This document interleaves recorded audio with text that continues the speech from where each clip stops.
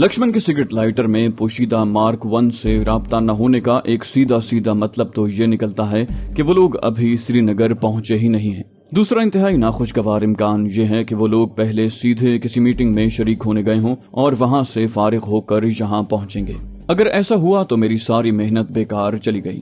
तीसरा उससे भी नाखुशगवार इम्कान ये था कि लक्ष्मण के सिगरेट लाइटर में पोशीदा मार्क 1 किसी खराबी की वजह से नाकारा हो गया है या उसकी मौजूदगी का पता लगाकर उसे नाकारा बना दिया गया है। ताहम मैंने अपने जहन में आने वाले मनफी ख्यालात को झटक दिया और इस उम्मीद का दामन मजबूती से थाम लिया कि कृष्ण मेनन का काफिला अभी यहाँ पहुंचा ही नहीं है। मैंने 2 घंटे बाद फिर किस्मत आजमाई का इरादा किया और मेज पर सजे नफीस टाइम पीस में अलार्म लगाकर सो गया।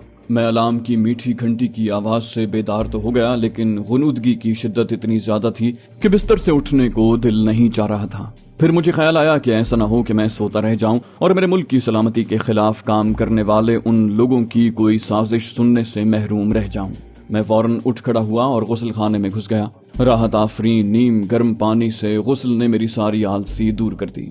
मजीद चाको चौबंद होने के लिए मैंने फोन पर 3 हिंसों का नंबर डायल करके चाय मंगवाई और साथ ही हाउसकीपिंग का नंबर मिलाकर कपड़े इस्त्री के लिए ले जाने का हुक्म दिया। इत्तेफाक से मेरी दोनों फरमाइशें एक साथ पूरी हुई, यानी चाय लाने वाले के साथ हाउसकीपिंग से मुंसलिक खादिम भी आ गया। मैंने वेटर को 5 रुपए टिप देकर रुखसत किया। ये मंजर हाउसकीपिंग वाले ने भी देखा और उसकी आंखें भी चमक उठी। उन दोनों के रुखसत होने के फौरन बाद मैंने एक बार फिर अपना मार्क 2 निकाल कर जल्दी जल्दी दायरे की शक्ल में रेडियो सिग्नल भेजे, लेकिन कोई नतीजा बरामद न हुआ। मैंने लिबास इस्त्री करके लाने और चाय के बर्तन उठाने वाले खादिम को बिलतरतीब 10 और 5 रुपए बख्शिश दी। उन दोनों ने मुझसे अपने अपने बिल पर दस्तखत करवाए और खुशी खुशी चले गए। मुझे अंदाजा था कि उस शाही तर्ज के होटल में सब रऊसा ही मेहमान बनकर आते होंगे और उनमें से बहुत से मुझसे कहीं ज्यादा भारी रकम बतौर बख्शिश देते होंगे, लेकिन मुझसे नजराना वसूल करने वाले सब खादिम भी खुश और मुतमईन दिखाई दिए थे। 1 घंटे के बाद मैंने एक बार फिर किस्मत आजमाई की, लेकिन बेसूद। बिलाखिर मैंने अपना मार्क 2 हस्बे साबिक कोट की अंदरूनी जेब में छुपाया और कमरे को मुकफ्फल करके राहदारी में निकल आया। मैंने एक नफीस और कीमती लिबास जेबतन किया और अपनी शख्सियत को बावकार और वजीह दिखाने के लिए आईने के सामने कुछ वक्त सर्फ करके टहलने के अंदाज में होटल की शाही तर्ज की आराइश का जायजा लेते हुए इस्तकबालिया की तरफ चल दिया। मुझे रास्ते में आने वाले कमरों की साख्त देखकर अंदाजा हुआ कि उनमें से कई साइज के एतबार से मेरे कमरे से दुगने तिगने हैं, जबकि उनमें मौजूद आसाइशें भी बहुत आला दर्जे की रही होंगी। मैंने देखा कि इस्तकबालिया का अमला बदल चुका है। अब वहाँ तैनात अफराद में एक लंबा तड़ंगा सिख नौजवान भी दिखाई दे रहा था। उसकी साथी खवातीन में से एक कदरे सांवली लेकिन इंतहाई कटीले नाक नक्शे और छरीरे बदन वाली 22-23 साला हसीना थी। उसकी साथी खातून 30-32 के लगभग रही होगी। कश्मीरी सेब जैसी रंगत, भरा भरा बदन और सर्फ जैसा ऊंचा कद। मैंने अंदाजा लगाया कि वही इस वक्त इस्तकबालिया की शिफ्ट की इंचार्ज है। मेरा अंदाजा दुरुस्त निकला। कोमल श्रीवास्तव नामी उन खातून ने निहायत खंदा पेशानी से मेरा इस्तकबाल किया। मैंने उसकी दिलकश मुस्कुराहट का जवाब उससे भी बढ़कर वालेहाना मुस्कुराहट के साथ देते हुए अपने नाम और कमरा नंबर के साथ अपना तारुफ करवाया और रात के खाने के बारे में उससे मशवरा तलब किया। मैंने अपना लहजा खालिस दिल्ली वाला रखा और खालिस उर्दू में बात की। मेरी तरकीब कामयाब रही। वो मेरे नस्तालीक लहजे से खासी मुतासिर हुई और उसने भी हद्दुल वसा उर्दू में बात करने की कोशिश करते हुए कहा, मनोहर जी, आप चाहें तो हमारे चनार रेस्टोरेंट में डिनर कर सकते हैं। इसके अलावा हमारे बहुत से मेहमान लॉन में शेड्स के नीचे या खुले आसमान तले भी डिनर से लुत्फानंदोज होना पसंद करते हैं। मैंने उसका शुक्रिया अदा करते हुए लगावट भरे लहजे में कहा, कोमल जी, इस हवाले से आप क्या मशवरा देंगी? मुझे इंडोर रेस्टोरेंट में डिनर करना चाहिए या सब्ज़ार बेहतर रहेगा? उसकी मखसूस निस्वानी हिस्स उसे यकीनन मखसूस सिग्नल दे चुकी होगी कि मैं उसकी हसीन शख्सियत में दिलचस्पी लेते हुए बात आगे बढ़ा रहा हूँ। अब ये खुद उस पर था कि मेरी हौसला अफजाई करे या कन्नी कतरा जाए। मेरी किस्मत आजमाई के जवाब में अगर वो दूसरा रास्ता भी इख्तियार करती तो मुझे कुछ ज्यादा हैरत ना होती, क्योंकि उसे यकीनन मुझ जैसे दिल फेंक मेहमानों का बार बार सामना करना पड़ता होगा। वो बेचारी किस किस के नाजुक जज्बात की पजीराई कर सकती थी। ताहम उसने मेरी तवक्को से कहीं ज्यादा गर्मजोशी से रद्द अमल जाहिर किया और कदरे मानीखेज और शोख लहजे में कहा, इसका दारोमदार तो आपके खून की गर्मी पर है मनोहर जी। अगर खुली फजा में ठीक ठाक ठंडक बर्दाश्त करते हुए खाने का लुत्फ उठा सकते हैं तो गार्डन में डिनर करें, वरना हमारा चिनार रेस्टोरेंट आपके लिए बेहतर रहेगा। मैंने जाहिर किया कि मैं उसकी जबान से निकलने वाले एक एक लफ्ज का मफहूम पूरी तरह समझ रहा हूँ, बल्कि लुत्फानंदोज भी हो रहा हूँ। उसकी बात पूरी होने के बाद मैंने एक भरपूर मुस्कुराहट उसकी तरफ फेंकते हुए कहा, खून में तो बस नाम की गर्मी होती है कोमल जी। उसकी हरारत तो नजरों के सामने कोई दिल गरमा देने वाला चेहरा या मंजर देख कर बढ़ती है। मुझे यहाँ की सूरत हाल की जरा भी खबर नहीं, लेकिन मैं दावा करता हूँ कि सब्जाजार की खुनक फजा में डिनर करने वालों की अक्सरियत एक दूसरे की कुर्बत और रफाकत के नशे में सरशार जोड़ों की होगी। एक दूसरे के साथ बरस हा बरस की अज़दवाजी जिंदगी गुजारने वाले रात के खाने के लिए चिनार रेस्टोरेंट का इंतखाब करते होंगे। वो मेरी बात सुनकर पहले चौंकी, फिर उसके चेहरे पर सताइश के तासुरात उभरे। अब उसने बात की तो उसका लहजा ही बदला हुआ था। बोली, आप कमाल इंसान हैं मनोहर जी। मैं पिछले 3 साल से यहाँ सर्विस कर रही हूँ, लेकिन मैंने आज तक इस एंगल से नहीं सोचा, जबकि आपने केवल अपने अंदाजे से सब ठीक ठीक बता दिया। मैं पूरे विश्वास से कह सकती हूँ कि यहाँ हनीमून मनाने के लिए आने वाले लगभग सब जोड़े हर रात गार्डन में ही डिनर करते हैं। मैंने भरपूर मुस्कुराहट के साथ कहा, तो फिर मानती है ना नाचीज की मामला फहमी को? वैसे मैं एतराफ करना चाहूंगा कि आपका होटल अपने दिलकश कुदरती नज़ारों के एतबार से शायद दुनिया भर में अपनी मिसाल आप हैं। मैं अनगिनत होटलों में कयाम कर चुका हूँ, लेकिन जो तासुर इब्तदाई चंद घंटों में ही इस जगह ने मुझ पर मुरतब किया है वो बयान से बाहर है। कोमल ने दिलकश मुस्कुराहट के साथ कहा, बहुत धन्यवाद मनोहर जी। आपको पता होगा कि ये होटल पहले महाराजा की रेजिडेंस थी, परंतु हमारी इंतजामिया ने पूरी कोशिश की है कि इसे होटल का रूप देते हुए इसकी असल सुंदरता में कमी न आने पाए। आपने इतनी तारीफ करके हमारे होटल का बहुत सम्मान बढ़ाया। मैंने कहा, ये मेरे जैसे आम ताजिरों की खुशकिस्मती है कि शाही महल की इस इमारत को होटल बनाकर हमें भी चंद दिन यहाँ अच्छा वक्त गुजारने का मौका मुहैया किया, वरना ये होटल तो वाकई राजों महाराजों ही के कयाम के काबिल है। मुझे यकीन है कि कश्मीर की हसीन वादी की सयाहत के लिए आने वाली हिंदुस्तान और दुनिया भर की सरकर्दा हस्तियां इसी होटल का इंतखाब करती होंगी। मेरी बात सुनकर कोमल खुशी और जोश से मिले जुले जज्बात के साथ बोली, आपने बिल्कुल ठीक अंदाजा लगाया। पंडित नेहरू समेत राज्य की लगभग तमाम महान हस्तियां हमारी मेहमान बन चुकी हैं। फिर उसने राजदाराना लहजे में कहा, आपसे क्या पर्दा, हमारा रक्षा मंत्री कृष्ण मेनन जी भी कल दोपहर को अपनी टीम के साथ सरकारी दौरे पर यहाँ ठहरने आ रहे हैं। ये सुनकर मेरा दिल खुशी से उछल पड़ा। मेरी कोशिश कामयाब हो चुकी थी, लिहाजा मैंने कृष्ण मेनन की आमद की खबर पर वाजिबी दिलचस्पी का इजहार करते हुए मौजू बदला और एक बार फिर अपने लहजे में मिठास भरते हुए कहा, इसकी एक बड़ी वजह आपकी आला इंतजामिया का हुस्न इंतखाब भी है। कमाल के पारिक हैं, एक से बढ़कर एक हसीन चेहरे यकजा कर रखे हैं अपने होटल में। वो जो मुसलमान कहते हैं ना, सुभान अल्लाह। मेरी जबान से अपने हुस्न की बिलवास्ता तारीफ सुनकर उसके चेहरे पर अनगिनत गुलाब खिल उठे। ताहम उसने रिवायती हिंदुस्तानी औरतों की तरह शर्माने की बजाय पुरएतमाद लहजे में कहा, यहाँ सिर्फ सुंदरता की बुनियाद पर भर्ती नहीं की जाती मनोहर जी, यहाँ का सारा स्टाफ क्वालिफाइड और एक्सपीरियंस्ड है। मैंने अपनी मास्टर डिग्री और फ्रंट ऑफिस ट्रेनिंग में टॉप किया था, सिर्फ अपनी सुंदर शक्ल के बिरते पर इंचार्ज नहीं बनी। मेरा बुनियादी मकसद पूरा हो चुका था, लिहाजा मैंने उसकी काबिलियत और सलाहियत की तारीफ करके फिर गुफ्तगू का इरादा जाहिर करके बात खत्म कर दी। मैं इंतहाई दिलकश आराइश और शाही तर्ज के बेशकीमत फर्नीचर के हामिल चिनार रेस्टोरेंट के बावकार और पुरसुकून माहौल में हद दर्जे लजीज खाने से पूरी तरह लुत्फानंदोज हुआ। आखिर में चाय की बारी आई।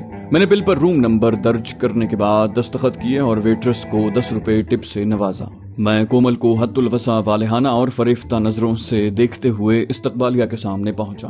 मैं भांप चुका था कि वो मेरे चिनार रेस्टोरेंट से बाहर आने का इंतजार कर रही थी। मेरे पास पहुंचने पर उसने खैर मकदम करने के बाद लगभग अपनायत भरे लहजे में पूछा, खाना कैसा लगा आपको?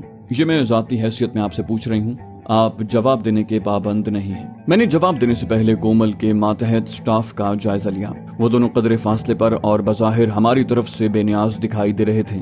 मैं आइंदा दिनों में कोमल से मजीद फायदे उठा सकता था, लिहाजा उसकी हौसला अफजाई मेरे लिए हर लिहाज से कारामद थी। चुनाचे मैंने पहले वालेहाना लहजे में कहा, खाना तो बिलाशुबा बहुत अच्छा था। मैंने इतना लजीज खाना शायद ही पहले कभी खाया हो। बस एक कमी थी जिसका मेरे पास कोई इलाज नहीं है, लिहाजा अपनी किस्मत समझते हुए पेट भर लिया।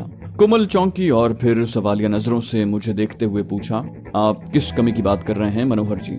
मैंने अपने लहजे में हल्का सा मलाल शामिल करते हुए कहा, किसी अपने की कमी। अगर कोई साथ होता तो खाने की लज्जत और बढ़ जाती।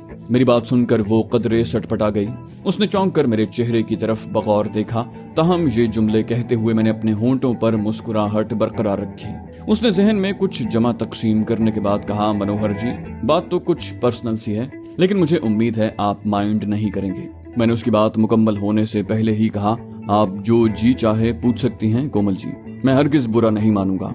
उसने कहा, आपने अपने डाटा में लिखा है कि आप बिजनेसमैन हैं और आपने अपनी श्रीनगर आमद का मकसद पश्मीना शॉल्स की खरीदारी लिखा है। मैंने इस बात में गर्दन हिलाई।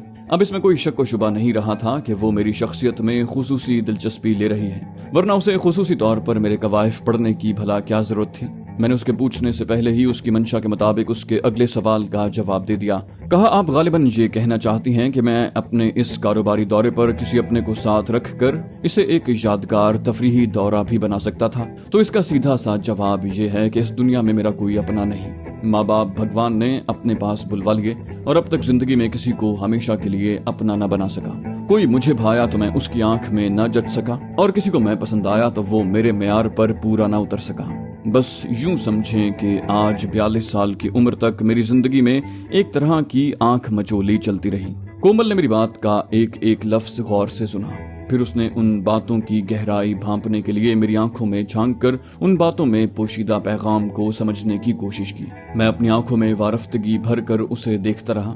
ताहम मैं बखूबी जानता था कि वो कोई 17-18 साल की अल्हड़ दोशीजा नहीं है कि पहली दूसरी मुलाकात में ही मेरी दिल मोह लेने वाली बातों के जाल में फंस जाए। वैसे भी मैं बखूबी जानता था कि अब तक महज हवा में तीर चला रहा हूँ। हो सकता है वो पहले ही से शादीशुदा हो या कम से कम किसी से अहदो पैमान में मुंसलिक हो। बिलफर्ज अगर वो अभी तक मुनासिब जीवन साथी के इंतजार में तन्हा जिंदगी गुजार रही थी, तब भी वो मेरी तरफ से बिल्कुल वाज़ेह पैगाम मिलने तक हरगिज अपनी तरफ से कोई रद्द अमल जाहिर नहीं करेगी। मैं समझ सकता था कि वो एक पुख्ता जहन की हामिल औरत है जिसने बरस हा बरस तक तरह तरह के मर्दों को जांचा परखा होगा। जाने कितने गुलफाम उसके हुस्न से घायल हुए होंगे और उसकी मोहब्बत के तलबगार हुए होंगे। अगर ये अभी तक तन्हा है तो इसका मतलब ये हो सकता है कि अपने जीवन साथी के लिए उसने इतना ऊंचा और कड़ा मेयार मुकर्रर कर रखा हो कि आज तक कोई उसकी कसौटी पर पूरा ही न उतर पाया हो। बहरहाल मुझे कौन सा उससे ब्याह रचाना था। वैसे भी मैं जानता था कि उसने खा वाज़े तौर पर मेरी बातों में पोशीदा पैगाम समझ लिया हो, मेरी अपनायत भरी बातों पर वो उसी सूरत में वाज़े रद्द अमल जाहिर करेगी जब मैं खुलकर उससे इजहार मोहब्बत करूंगा। और जाहिर है उसकी नौबत तो आएगी नहीं। मैं तो सिर्फ ये चाहता था कि उसके दिल में मेरे लिए इस कदर नरम गोशा पैदा हो जाए कि जरूरत पड़ने पर मुझे उससे गैर मामूली ताउन मिल सके। मुझे एहसास था कि उसके नाजुक जज्बात से इस तरह खेलना उसके साथ ज्यादती है, लेकिन मैं अपने फराइज मनसबी के हाथों मजबूर था। बहरहाल मेरी तवक्को के ऐन मुताबिक उसने मेरी तन्हाई भरी जिंदगी की अलमनाक कहानी पर महज रस्मी अफसोस और मेरे लिए नेक ख्वाहिशात के इजहार पर इक्तिफा किया और पूछा कि क्या मैं होटल के सब्ज़ाजार पर चहलकदमी के लिए जाना पसंद करूंगा। मैंने अपने लहजे में एक बार फिर हसरत और शरारत का अजीब गरीब इम्तिजाज लाते हुए कहा, मुझे सब्ज़ाजार के मुख्तलिफ गोशों में एक दूसरे से दिल की बातें करने में मशगूल जोड़ों के रंग में भंग डालने का कोई शौक नहीं कोमल जी। मुझे पता है होटल के दिलकश बाग की सैर बेहद खुशगवार तजुर्बा होगा, लेकिन इसके लिए सुबह सवेरे का वक्त बेहतरीन होगा। एक तवील चहलकदमी के बाद मैं शायद नाश्ता भी सब्ज़ाजार पर ही करूंगा। कोमल ने मेरे इरादे को सराहा, लेकिन फिर उसे कुछ याद आ गया और उसने संजीदगी से कहा, आपको भी अभी कुछ देर के बाद होटल के तमाम मेहमानों की तरह बाज़ाब्ता नोटिस मिल जाएगा, लेकिन मैंने पहले भी आपसे जिक्र किया है, इसलिए बता देती हूँ कि हमारे होटल का अकबी विंग रक्षा मंत्री कृष्णा मेनन जी और उनकी टीम के लिए मुख्तस होगा और सिक्योरिटी के इंतजामात की वजह से होटल के दीगर मेहमानों को कल सुबह से इस तरफ जाने की इजाजत नहीं होगी। कोमल की बात सुनकर मेरा दिल खुशी से उछल पड़ा। यानी कृष्णा मेनन और उसके साथ साथ लक्ष्मण और रागिनी मेरे कमरे से ज्यादा 50 से 100 गज के फासले पर ठहरेंगे और लक्ष्मण के सिगरेट लाइटर में पोशीदा मार्क 1 ट्रांसमीटर हर वक्त मेरे मार्क 2 की रेंज में होगा। ताहम मैंने कदरे चौंकने का नाटक करते हुए कहा, अच्छा किया आपने मुझे पहले ही बता दिया कोमल जी, वरना सिक्योरिटी पर तैनात अहलकार अचानक मुझे रोकते तो बहुत बुरा लगता और उस शानदार होटल के बारे में मेरा तासुर भी खामखा खराब हो जाता।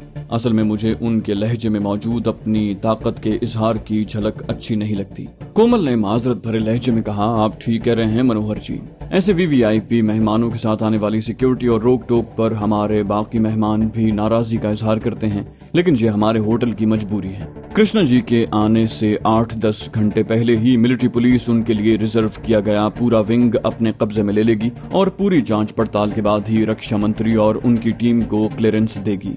मैंने कहा, ये कोई इतने अचंभे की बात तो नहीं है कोमल जी, आजकल तो छोटे से छोटे सियासी रहनुमा के साथ यही तामझाम होता है। कृष्णा मेनन जी तो फिर भी इतने बड़े मंत्री और साथ साथ कांग्रेस पार्टी के अहम नेता हैं। पंडित नेहरू के बाद सबसे ज्यादा उन्हीं की बात सुनी जाती है। मैं जानबूझकर बात को उस मौजू पर आगे बढ़ा रहा था। शायद मैं कोमल की जबान से कोई और ऐसी बात निकलवाने में कामयाब हो जाऊं जो मेरे मिशन में कारआमद साबित हो। मैंने देखा कि कृष्णा मेनन के जिक्र पर कोमल के चेहरे पर नागवारी के तासुरात पैदा हुए हैं। उसने कदरे हिचकिचाहट के साथ राजदाराना लहजे में मुझे मुखातिब किया। बोली, पिछले 2 साल में कृष्णा मेनन जी का श्रीनगर का ये चौथा दौरा है और हर बार वो ग्रैंड पैलेस में ही ठहरते हैं। आपसे क्या पर्दा मनोहर जी, कृष्णा मेनन बहुत बड़े नेता होंगे लेकिन मुझे वो एक आंख नहीं भाते। मैंने हकीकी हैरानी से पूछा, क्या वाकई? लेकिन ऐसा क्यों है कोमल जी? मैंने तो सुना है वो तो बहुत बड़े देशभक्त और पढ़े लिखे नेता हैं। कोमल ने शाने उचकाते हुए कहा, जरूर होंगे, लेकिन मुझे उनकी नजर में हमेशा खोट नजर आया है। मुझे लगता है उनमें हर सुंदर महिला को गंदी नजर से देखने की पक्की आदत है। मैंने चौंक कर कहा, ओहो, आपने तो ये बहुत हैरान कर देने वाली बात बताई।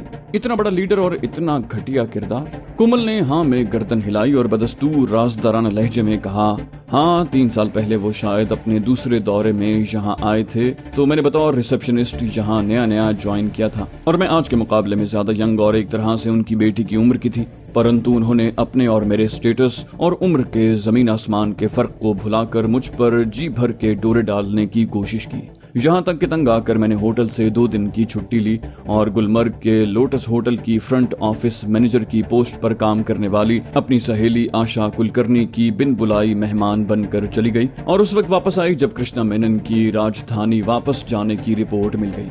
मैंने नाराज लहजे में कहा, ये कृष्णा मेनन तो मेरे अंदाजे से ज्यादा घटिया आदमी निकला। अच्छा ये बताएं, उसके पिछले दौरे में तुमने उस दिल फेंक मंत्री को कैसे बर्दाश्त किया? वो मेरी बात सुनकर मुस्कुराई। बोली, मुझे लगता है मैं आपको अपनी बात ठीक तरह समझा नहीं सकी। लड़की सुंदर हो या कम शक्ल की, दिल फेंक मर्दों का तो कम उम्री से ही सामना करना पड़ता है, जो अपनी अदाओं और चिकनी चुपड़ी बातों से हमारा दिल जीतने और मोहब्बत के जाल में फंसाने की कोशिश करते हैं। इनमें से कुछ फिल्मी प्रेम कहानी दोहराना चाहते हैं तो बाकी जवानी के भड़कते तकाजे पूरे करने की ताक में होते हैं। आप भी समझते होंगे कि ये मामला ज्यादातर 2 तरफा होता है, लेकिन जब कोई 60 साल का बुढ़ा खूसट जिसके मुंह में दांत न पेट में आंत किसी सुंदर लड़की को घिनौनी नजरों से देखता है तो मामला बिल्कुल अलग होता है। कम से कम मुझसे तो ऐसे लोगों की राल टपकाती नजर बिल्कुल बर्दाश्त नहीं होती। यूं लगता है जैसे भेड़िया किसी बकरी को घूर रहा हो। इसलिए कृष्णा मेनन के 3 रोजा दौरे पर आने की इत्तला मिलते ही मैं एक बार फिर छुट्टी लेकर सीधी गुलमर्ग चली गई थी। मैंने उसकी बात हमदर्दी से सुनी और फिर सवाल किया, आप पहले 2 मर्तबा तो छुट्टी लेकर बच निकली थी, इस बार क्या करेंगी? मुझे तो लग रहा है कि ये अपने मंत्री जी आप ही के होटल ग्रैंड पैलेस में पधारते हैं। मेरी बात सुनकर वो परेशान होने की बजाय मुस्कुरा दी और खुशगवार लहजे में कहा, हो सकता है यही सच हो, परंतु अब मैं पहले वाली कोमल सी कोमल नहीं हूँ। यहाँ के फ्रंट ऑफिस इंचार्ज बनने के बाद के तजुर्बे ने मुझे ज़हनी तौर पर पहले से ज्यादा मजबूत बना दिया है। अब अगर मंत्री जी ने मेरी हिम्मत आजमाने की कोशिश की तो मैं जमकर उनका सामना करूंगी, बल्कि हो सकता है मैं उन्हें पीछे हटने पर मजबूर कर दूं। मैंने मुस्कुराते हुए कहा, ये तो बहुत अच्छी बात है। इसका मतलब है मुझे एक जोरदार मुकाबला देखने के लिए तैयार रहना चाहिए। बहरहाल फिलहाल तो मैं अपने कमरे में सोने जा रहा हूँ। इतने लंबे सफर की थकन अभी तक पूरी तरह नहीं उतरी।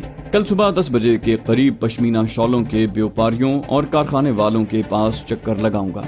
मेरे पास वापसी तक आपके परिस्तार कृष्णा मेनन जी भी पधार चुके होंगे। हो सकता है दोपहर के खाने पर उनसे आमना सामना हो जाए। वैसे आपसे तो उनका टाकरा शाम को ही होगा ना? कोमल ने मेरी बात सुनकर बुरा सा मुंह बनाकर कहा, हमारे इतने अच्छे भाग कहाँ हैं मनोहर जी। मंत्री जी अपनी पलटन समेत जैसे ही यहाँ पधारेंगे, होटल के जीएम आनंद सनातन के साथ तमाम सीनियर स्टाफ उनके खुशामदीद कहने के लिए दरवाजे पर मौजूद होंगे। उनकी आरती उतारने की ड्यूटी आनंद जी ने स्पर्श तौर पर मुझे सौंपी है। दरअसल मेरी तरफ मंत्री जी का खास झुकाव यहाँ किसी से ढका छुपा नहीं। मैंने सरसरी लहजे में पूछा, ये तो बताएं कि मंत्री जी के इस्तकबाल का नजारा होटल के मेहमानों को भी देखने की इजाजत होगी या उन्हें कमरे में बंद रहने का हुक्म दिया जाएगा? मेरे लहजे का तंज महसूस करके कोमल मुस्कुराई और फिर नर्म लहजे में बताया, नहीं, मेहमानों को सिर्फ मंत्री जी के स्थानीय हिस्से की तरफ जाने से रोका गया है, बाकी हर जगह आ जा सकते हैं, चाहे मंत्री जी वहाँ हों या ना हों। कृष्णा मेनन को तो वैसे भी जनता की तरफ से पजीराई और आओ भगत बहुत भाती है। आपको तो पता होगा कि उन्हें सरकार के चमचा मीडिया ने कश्मीर के हीरो का टाइटल देकर कितनी वाहवाह करवाई थी। उन्हें ऑटोग्राफ देने का भी बहुत शौक है। मैंने कहा, ये तो बहुत अच्छी बात बताई आपने, चलें इसी बहाने उनसे मुलाकात भी हो जाएगी। देखूं तो सही मेरे रकीब बाबा जी करीब से कैसे दिखाई देते हैं। मुझे कोमल को लफ्ज का मतलब और उर्दू शायरी में उसके कसरत से इस्तेमाल के बारे में तफसील से समझाना पड़ा। उसके हसीन चेहरे पर एक बार फिर गुलाब खिल गए। मैं उससे इजाजत लेकर अपने कमरे में वापस आया तो खुद को खासा मुतमईन महसूस कर रहा था। कोमल पर महज इत्तेफाकन किस्मत आजमाई अंदाजे से ज्यादा कारामद साबित हुई और मामला जिस अंदाज में आगे बढ़ रहा था, मैं उसकी नजर इनायत से मजीद फायदे उठाने की उम्मीद रख सकता था।